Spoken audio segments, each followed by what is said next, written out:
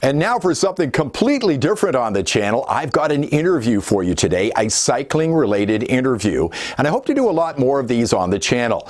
Now, our guest today is Tahverlee Anglen from an organization called Warm Showers, and she has got a lot of great information for you if you're a cyclist or if you'd like to meet some cyclists. I do want to tell you right off the top that this is the first time I have ever hosted or recorded a Zoom meeting, and I had a bit of an issue with the camera off the top, but Tahverlee does show up. I'd like to thank her very much for being my guinea pig here on Cycling on a Shoestring. I hope you enjoy this. Thanks for watching.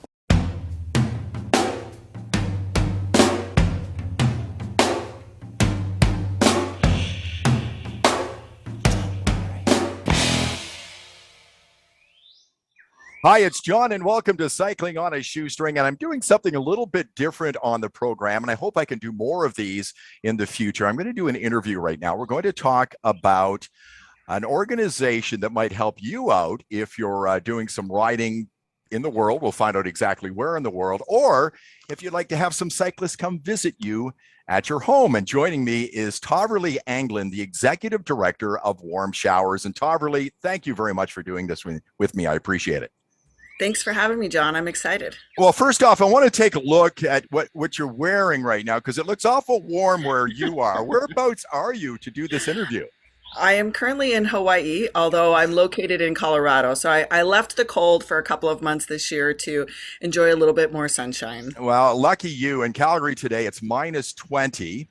Whoa. That's Celsius, so that would be 4 below Fahrenheit. So it's pretty cold here right now. And I do wish I was with you, because I'd be out riding my bike right now. And your organization is called Warm Showers. So I guess the best way to start off is to ask you what Warm Showers is all about. Yes, Warm Showers is an international organization. We are a nonprofit organization based out of Colorado, out of the United States. And what we do is we provide the platform for international touring cyclists and hosts to connect.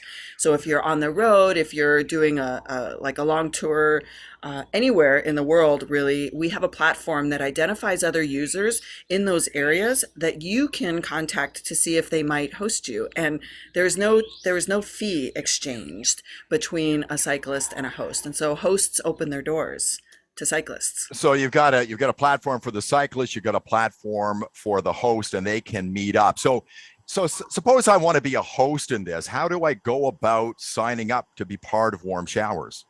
It's so easy. You go to our website, which is warmshowers.org, and you apply. You join our organization. You become a user of our technology.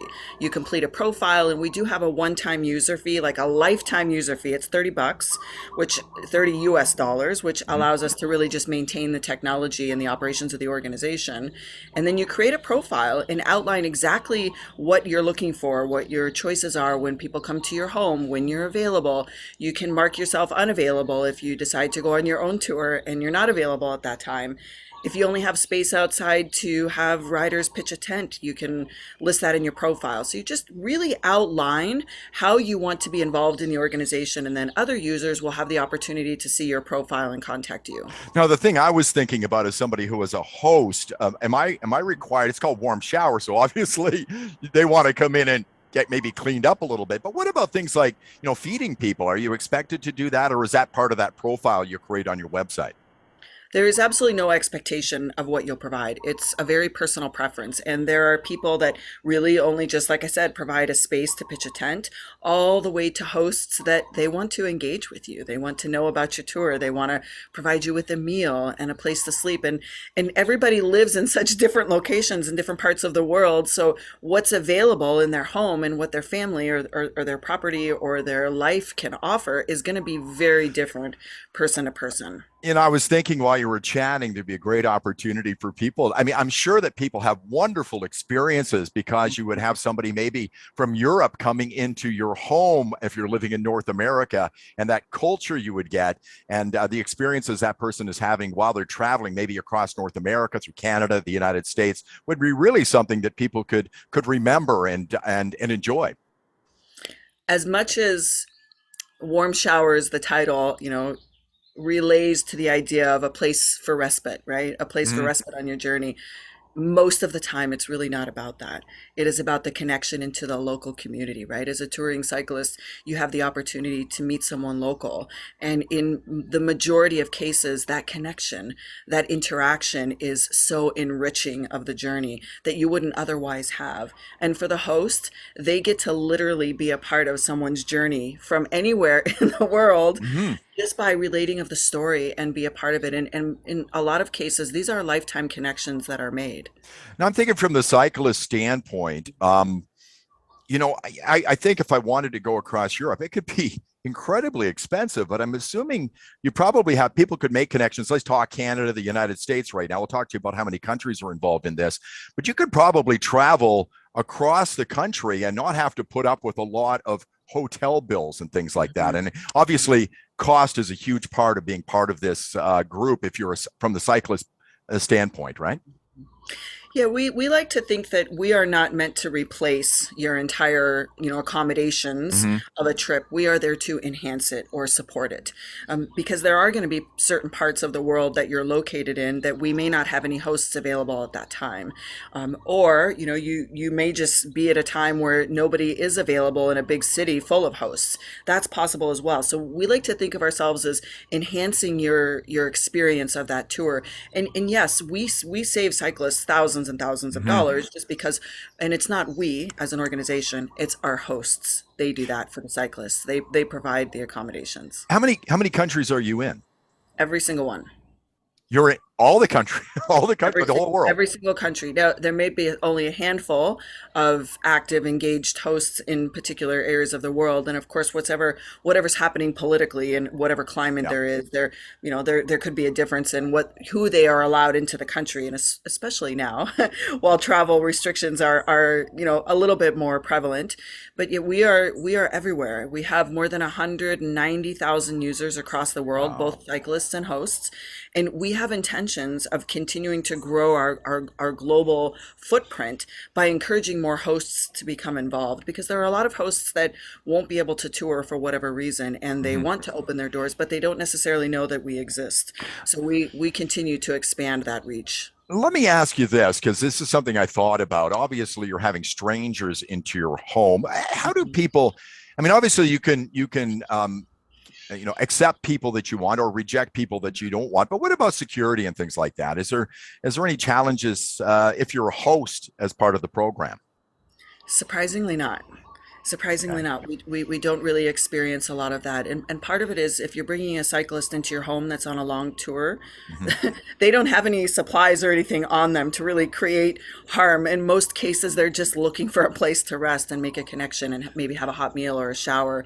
We don't really, we have a trust and safety committee that reviews the occasional issue that comes up, but Mhm. you have to use your own discretion, right? Which is why we have a messaging system through our platform and why the profile is so important, right? You should include pictures, you should include things about yourself because if you're a cyclist, the host is going to look at your profile, specifically at your profile, at your reviews, at others that have hosted you and have given you feedback. They're going to look at that to make a decision if they feel like you're a good fit.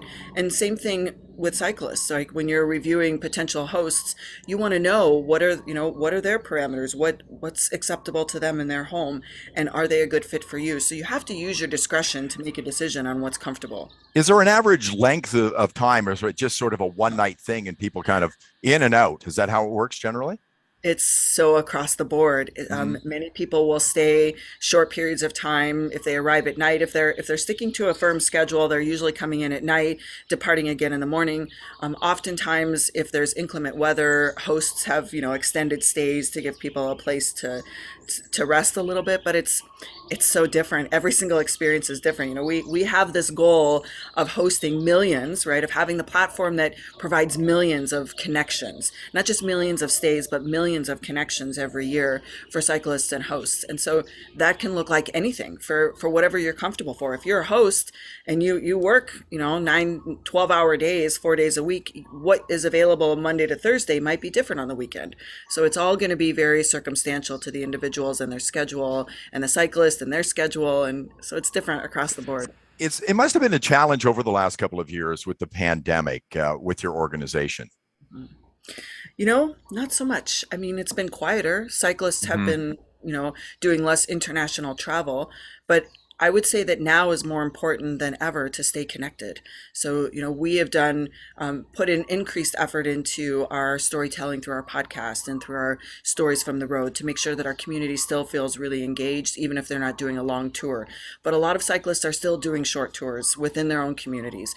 Hosting has been a little different. Hosts have had to do really what feels comfortable for them, right? If they have requirements on the vaccine or where you can stay in their home, we've just encouraged them to change their profile, which is what's been happening is people are adjusting as they go along. So it's been quieter, but yet I feel like it's been more important than ever for Warm Showers to be active and engaged so people can remain connected even if things are different.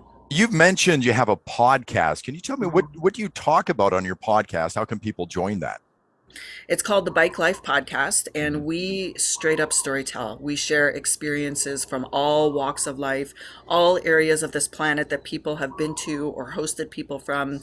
It is really spectacular. Our podcast gets listens from all over the world. I think we're like, I'll have to think of the stats, but I think we're like between number 5 and 15 in podcasts in many countries. Wow. And I think it's just because people get to experience other parts of the world through another human's experience. So, it's called Bike Life. You can find us. It's everywhere on our social media, really easy to find. And of course, John, you should come on our podcast and talk about what you're doing here on your channel. I would love to do that. I've managed to travel a little bit, do some cycling in the United States and Canada. Love to get over. I've got some signs over there on the wall from France. Love to go over there and do some bike riding up some of the main peaks and the climbs over there. But I'd love to do that because, I try to do a show here. It's called Cycling on a Shoestring, meaning a shoestring budget. And I think this really fits in with what I do on my show. Warm Showers is an opportunity for people to find places to kind of sit down overnight or maybe for a little longer stay, and it's not going to cost a lot of money. So that's really what I'm all about here. And so I think this is kind of a perfect fit for me for the first interview I'm doing here on my channel. Yeah, Now, I love it. yeah, you have a website called it's warmshowers.org, so people can find out there. And I suppose they can sign up and be part of your program just through that website. Yes, and you can find us on social media. We do a lot of resharing on Instagram. We have a very large Facebook group of users that once you join Warm Showers, you get invited to the Facebook group and lots of information gets shared. We also have forums on our website. So once you are a registered user, you have access to the forums, and there's like a wealth of information in terms of travel tips, maps, connections, like looking for a riding partner or looking for information or whatever it might be. We provide as many ways for people to connect as possible to share information, right? Our goal is really to host the technology that allows that type of connection. And what you do on your show, cycling on a shoestring or shoestring budget, would definitely be a very interesting topic for our podcast. So I will, when we're done, I'm going to be sending you my own little invite to join our podcast. Outstanding. I would love to do that. And you're a nonprofit organization. You mentioned the fee, a lifetime fee you have for this. But obviously you have to maintain the services you're providing. Can people donate to your organization? Yeah, we do 2 fundraising drives a year, one in the spring, which will be coming out soon. We give away a brand new bike. There's a max value, but any donation over $10 enters you into the draw, and we give away a full bike of your choice from anywhere in the world. Wow. Right? And so we do ask for people to continue to donate. And part of that is because when we rolled out this new user fee, it's only been a year that we've had that. Up until then, it was always free to create a profile. And we grandfathered in over 180,000 current users. So it's only new users moving forward that pay this very nominal one-time fee. And it does help us because we are improving our technology. We rolled out a new app. So there is a mobile app that has its own fee. If you want the app, you pay the fee, but your browser is always accessible once you've paid the lifetime fee. And it's what we provide, the value that we provide for the small amount of registration fee is significant. We are 2 part-time staff and all volunteers otherwise. 2 part-time staff and all volunteers otherwise for 190,000 users. So we keep very slim overhead costs to ensure that we're funneling it into the best technology possible. We've been signed up for a couple of years. Unfortunately, life kind of got in the way in a number of different places here for my wife and I, but we're hoping somebody will get in touch with us so they can come and visit our house, because we're pretty cycling friendly here at this house. You know, if you need to get your bike fixed, I've got a whole garage of tools out there. You could stay the night, probably even go for a little bit of a ride with you, ride you out of town if you're traveling across Canada. So we hope people will take advantage of the service. It sounds so cool. And hopefully I can be on your podcast. That sounds like a lot of fun. Tahverlee, thank you so much for being on Cycling on a Shoestring. I do appreciate it. Thank you for having me. Tahverlee Anglen, Executive Director of Warm Showers. And we'd like to thank you for watching Cycling on a Shoestring. Please give me a thumbs up on the channel. Subscribe as well. Ring the bell for notifications. And I'll see you next time.